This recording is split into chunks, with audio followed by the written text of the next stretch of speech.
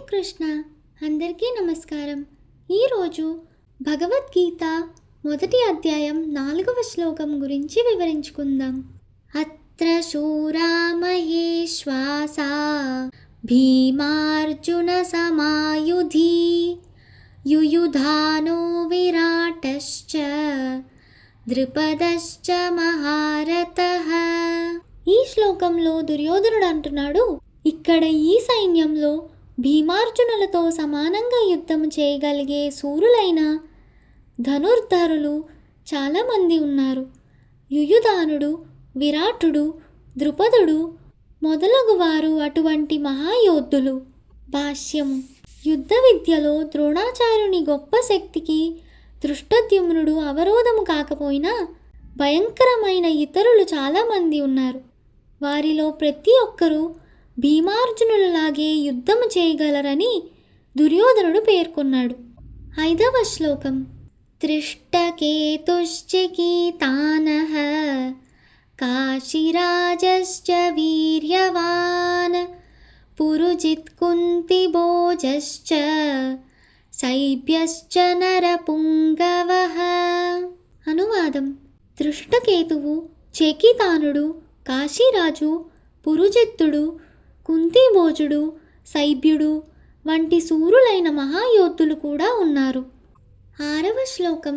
యుధామన్యుశ్చ విక్రాంత ఉత్తమౌజాశ్చ వీర్యవాన్ సౌభద్రో ద్రౌపదేయాశ్చ సర్వ ఏవ మహారథాః. దుర్యోధనుడు అంటున్నాడు, పరాక్రమవంతుడైన యుధామన్యుడు, శక్తిశాలి అయిన ఉత్తమౌజుడు, సుభద్రాతనయుడు, ద్రౌపదీ కుమారులు ఉన్నారు. ఈ వీరులందరూ మహారథులు. 7వ శ్లోకం. అస్మాకం తు విశిష్టాయే తాన్నిబోధ ద్విజోత్తమా నాయకా మమ సైన్యస్య సంజ్ఞార్థం తాన్ బ్రవీమితే. ఈ శ్లోకంలో దుర్యోధనుడు అంటున్నాడు, కానీ ఓ బ్రాహ్మణోత్తమ, నా సేనా బలమును నడపడానికి యోగ్యులైనట్టి నాయకులను గురించి నేను మీకు చెప్తాను. 8వ శ్లోకం.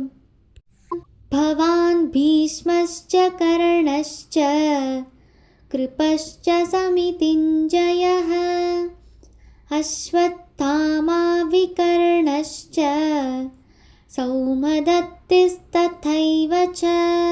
దుర్యోధనుడు అంటున్నాడు, యుద్ధంలో ఎల్లప్పుడూ విజయం సాధించే మీరు భీష్ముడు, కర్ణుడు, కృపుడు, అశ్వత్థామ, వికర్ణుడు, సౌమదత్తుని పుత్రుడైన భూరిశ్రవుడు వంటి వారు ఉన్నారు. భాష్యము.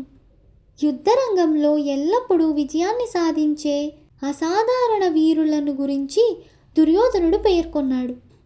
వికర్ణుడు అంటే దుర్యోధనుడి సోదరుడు, అశ్వత్థామ ద్రోణాచార్యుని పుత్రుడు, సౌమదత్తుడు లేదా భూరిశ్రవుడు బాహ్లిక రాజుపుత్రుడు, కర్ణుడు, అలానే ద్రోణాచార్యుని భార్య కవల సోదరుడైన కృపాచార్యుడు, వీరందరి గురించి దుర్యోధనుడు పేర్కొన్నాడు. 9వ శ్లోకం.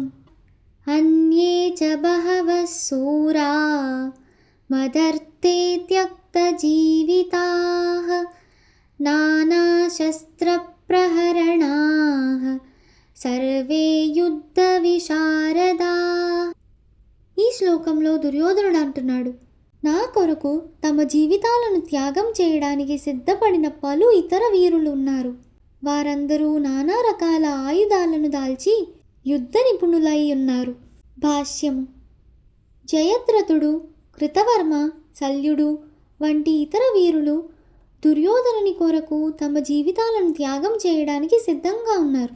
ఇంకొక రకంగా చెప్పాలంటే, పాపి అయిన దుర్యోధనుని పక్షమున చేరిన కారణంగా కురుక్షేత్ర రణరంగంలో వారందరూ మరణిస్తారనేది నిశ్చయమైంది. కానీ దుర్యోధనుడు మాత్రం తన మిత్రుల శక్తి వలన తనకు తప్పకుండా విజయం లభిస్తుందనే ధైర్యంతో ఉన్నాడు.